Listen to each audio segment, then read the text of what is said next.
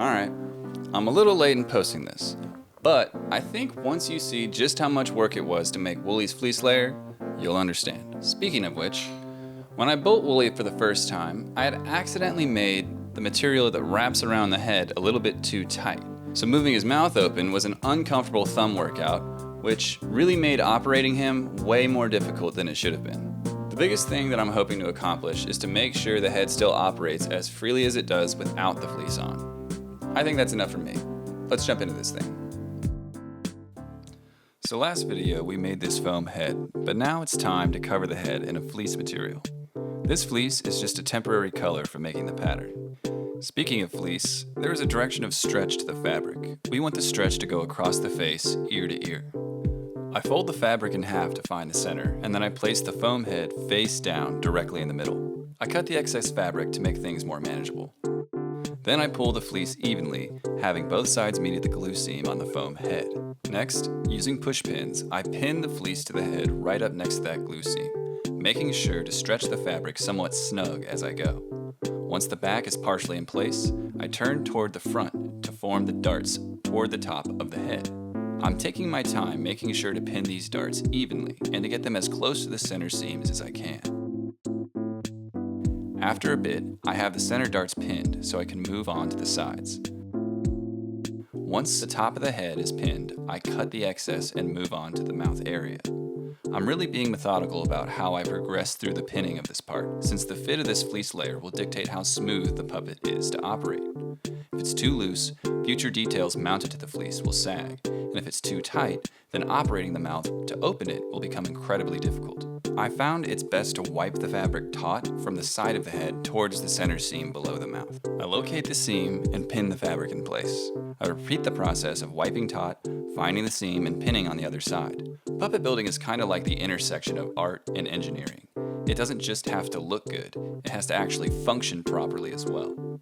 Once both sides are started, I finish pinning both and remove the excess fabric.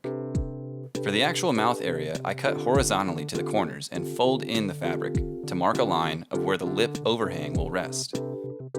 Then I outline along all of the darts between the pins over the entire head. I'm trying to be exact here since I want the pattern to match the head shape as closely as I can make it. After everything is marked, I unpin all over the head and unravel my temporary fleece pattern.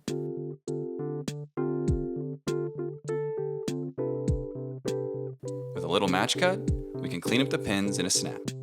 Even though we have a fleece pattern, we still have quite a few steps before we are applying anything to the foam head. First, I thicken the outline of the pattern. Then, using brown construction paper, I will be making a paper tracing of the pattern shape. Before I can trace the pattern, I have to cut it out. These fabric scissors were a game changer for how easy it was to cut through the fleece compared to regular scissors. Highly recommend if you're going to be cutting a lot of fabric. I carefully cut the shape, place it on my construction paper, and begin tracing. Using a pencil and a light touch, I carefully trace out the pattern. Once the pattern is on the paper, I outline in Sharpie. Now that our pattern is visible, it's time to cut it out. If I had used craft paper instead of a roll of construction paper, it would have been easier to manage, but these coasters did the trick. Now that the base pattern is cut, I grab a piece of drawing paper to transfer this pattern shape onto. I place the pattern down and secure it with masking tape at the corners to maintain consistency for tracing. I'm trying to be as precise as I can in hopes that the fleece layer will fit the head like a glove. After it's secured, I trace the pattern with a pencil. Once it's traced, I outline with a Sharpie to increase visibility. Next, I cut out our pattern tracing, grab another piece of drawing paper, and trace this pattern all over again. Seems like a lot of unnecessary steps, but it'll make sense by the end. Big thing to note here is I mark the center on both the paper and the pattern. Once it's traced, I flip the pattern over and trace again, using my center marks to line everything up. Once both versions are traced on top of one another, we are in the truing up phase. Truing up the pattern just means I'm going to be making it symmetrical. With both patterns on top of one another, I'm going to draw a new line between these tracings. This will be my final pattern for the head shape. I use my eye to judge where this middle line should go, since it doesn't have to be absolutely perfect. Now that our median pattern is drawn, I outline in Sharpie to make sure I cut along the correct line. Doing all of this seems excessive, but the goal here is to end with a nice symmetrical pattern that will sew together easily and drape on the foam head evenly.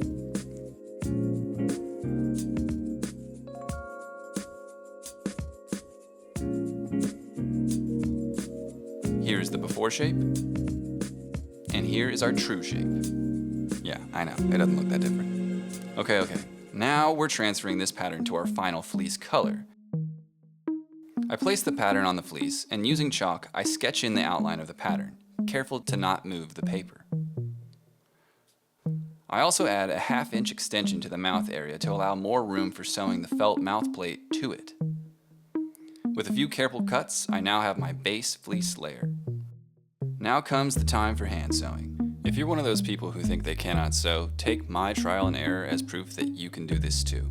First, I'm sewing together the middle seam, then the sides, then the back. I fold the seams together and use a wonder clip to hold their placement. These things are amazing. If you're sewing, you should absolutely get some, and even if you're not, these things are super useful to have on hand. I double up the thread, place the loop through the needle, and then the needle through the loop, and add a double knot anchor on the other end. I'll be making a running stitch, which just means I go out and back in on each side in one continuous direction. Things are starting out promising until I somehow get a tangle knot 3 stitches in. I cut the tangle, get a new thread, make a new anchor, loop the thread through the needle, then loop the needle through the thread, and continue. Before too long, I settle into a rhythm of out and in, making sure to stay right up on the edge. Not too shabby. I anchor it down and keep going. Now our sides get the same treatment. A few out and ins followed by an anchor knot on the right side. Next, I repeat the same outs and ins on the left side, followed by another anchor knot. Now it's time for the back. I'm not going to sew this bottom half yet. I wonder clip my stop point and get started sewing. Really starting to find a rhythm now. After that's secured, I move to the front jaw area. I fold it, clip it, sew it, all the way down, both out and in, anchor it, and finally clip the excess thread. Now comes the first moment of truth after all that pinning, unraveling, tracing, cutting, and sewing. The space that I didn't sew before allows me to unwrap the fleece over the head. After some careful maneuvering, the fleece layer is on. I'm pretty happy with how this is looking so far. Next comes the fabric mouth plate. I get my pattern for the mouth plate that I made in the last video and use it as a stencil for the felt material. Using chalk, I once again sketch out the shape onto black felt. I then cut out the shape, leaving the chalk line on my cut to give a little more fit tolerance. I was about to attach the felt to the fleece when I had to confront an issue I noticed with the fleece shape. There's a gap in material on the corners of the mouth that I need to fill in. If I don't, it'll pull the fleece around the head too tight, which will inhibit the range the mouth can open. I decided the best thing to do was just cut 2 extra pieces of felt, position them on the head, fine-tune their placement, wonder clip them in place, unravel the fleece, and sew the overlap pieces in place. I'm not sure how I ended up with this issue, but this was the best fix I could think of. Whatever works, I suppose. Either way, you won't see much of this area when Wooly is done.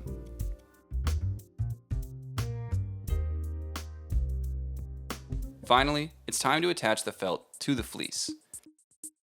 I unravel it, line up my materials, and wonder clip the heck out of those 2 fabrics. Before sewing, I unravel the fleece just to make sure things are looking okay. It's time to permanently sew these 2 together. I start my running stitch and begin sewing.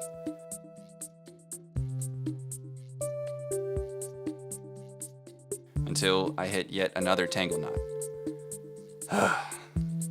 I anchor the mistake, rethread my needle, and keep going.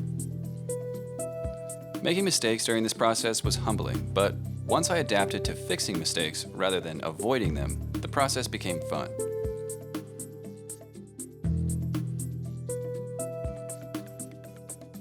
Oh, what do you know? A much needed visit by my favorite supervisor. Where would I be without her?